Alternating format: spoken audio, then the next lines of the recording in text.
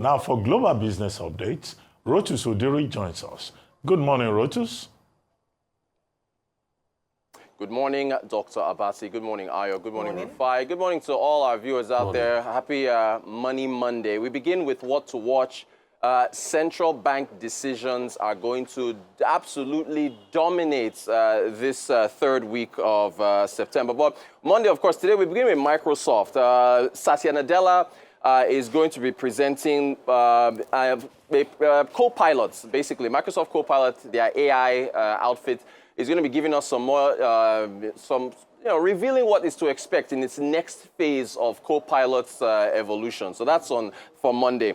Tuesday, Electronic Arts, still more tech. They're in the gaming division. They're going to be having their first investor day since 2016. Morgan Stanley has said that this could actually lead to possible repricing in the gaming industry. They're going to give us a lot of insight as to what to expect in terms of Christmas coming up and, what to pretty much expect from the company. We haven't had an investor day from Electronic Arts in quite a long time. Wednesday is the big day. The U.S. Federal Reserve, the FOMC, the Federal Open Market Committee, is going to be having their meeting. Then we will get a press conference from Jerome Powell. It is already widely expected now, all but certain we're going to get a rate cut. The issue, though, is how much of a rate cut do we get? Some are saying that if you get 50 basis points, may be too much. You might spook the markets, suggesting that you're seeing something that everybody else is not seeing. So, the consensus seems to be 25 basis points. We'll find out. There are so many more central bank decisions on Thursday. We couldn't fit all their pictures in. But Norway, Brazil, South Africa, and the Bank of England will all be giving us their decisions on Thursday. We're also going to be getting FedEx Q1 2025 earnings. Their financial year ends in August.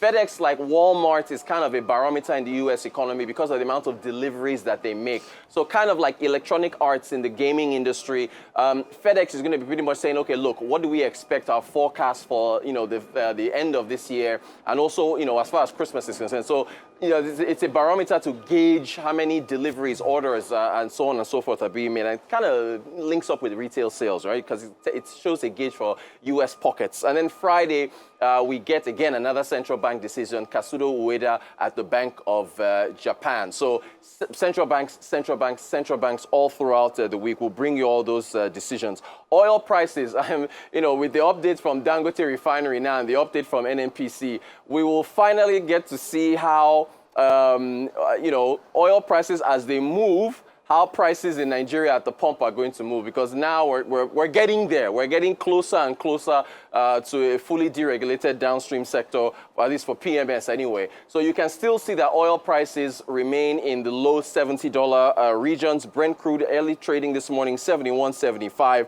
West Texas Intermediate, that's North American grade, 68.91. And I could continue to remind people of Nigeria's benchmark for her budget and for the purpose of funding, 77.96. So we're still, oil prices are still way below where our budget benchmark is. Asia markets, mainland China stocks are closed today. So is Japan. So is, I think, Korea, because there are a number of holidays and festivals that are taking place. I think in Japan it's called the recognition of the aged.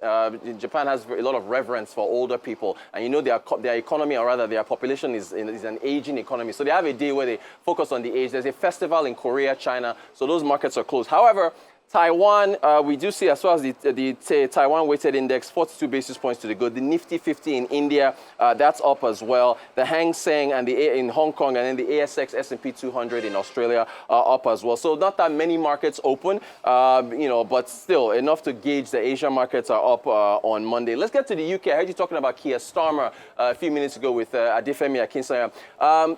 A new report that was released just this morning from Rightmove PLC, they're in the mortgage sector, says that selling prices for homes in the UK are rising. And that was, of course, on the back of the cut in the benchmark rate from the Bank of England for the first time, I think, since the pandemic, right? So sellers are actually anticipating that with the Bank of England cutting the benchmark interest rate, mortgages will follow as far as the cost of mortgages is going to come down, which will in turn lead to an increase in demand for homes. So they're already forecasting that prices will rise. So if you take a look at average price there, £370,000 month on month, 0.8% increase. On an annual basis, up 1.2%.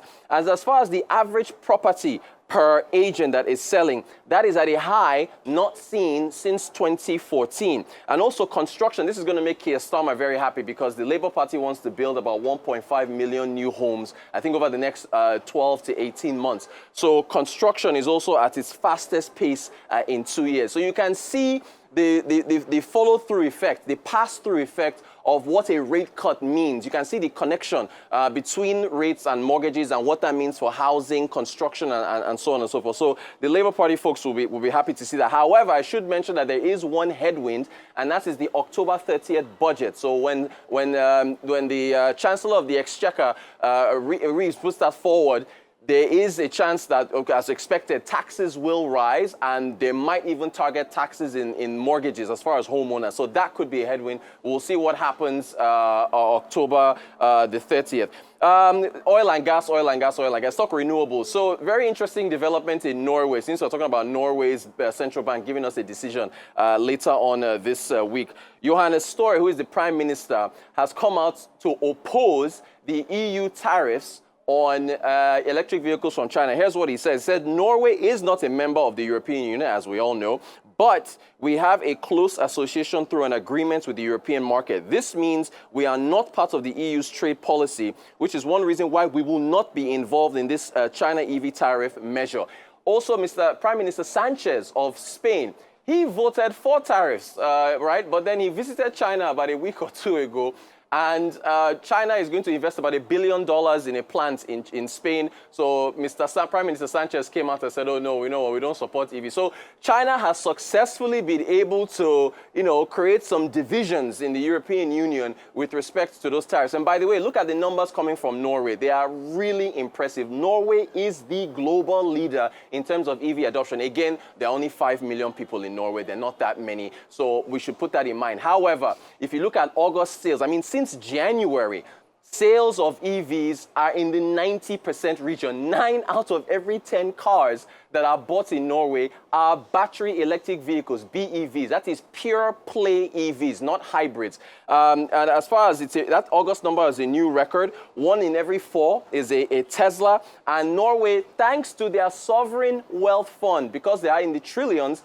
they have been able to give generous subsidies, generous incentives to making purchases, tax breaks, and so on and so forth, to policies and to incentivize EV adoption. So this tariff matter with China, it's still going to be continuing from the US, EU, and so on. And while we're still on oil and gas, of course, to celebrate, of course, the fact that the Dangote Refinery coming to Nigeria now has finally, as they announced, Petrol loading from the refinery coming over to the different parts of the country. It's something to be celebrated. However, we do know about the controversy with NNPC saying that they bought for 898 naira per litre. The Dangote Refinery came out with a statement. This is the second time they're doing this. When IPMAN, Independent Petroleum Marketers Association of Nigeria, said that, could it be 600 naira? They came out and said, nope, we're not fixing prices, not 600. Now they're saying that the NNPC is misleading people with the 898. As I've said this several times, the Dangote Refinery should just come out and tell us what it is. I don't know if you noticed in Tokunbo Oyetunji's report, he tried to ask and they didn't give him an answer. Wale Edun also was there. He tried to, they asked him as well. He wouldn't give an answer. In fact, he basically dodged it.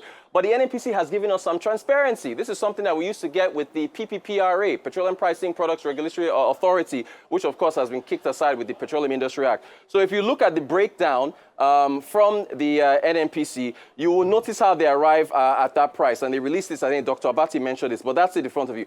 Platts is your benchmark for contracts, right? So you know that you have forward contracts and futures.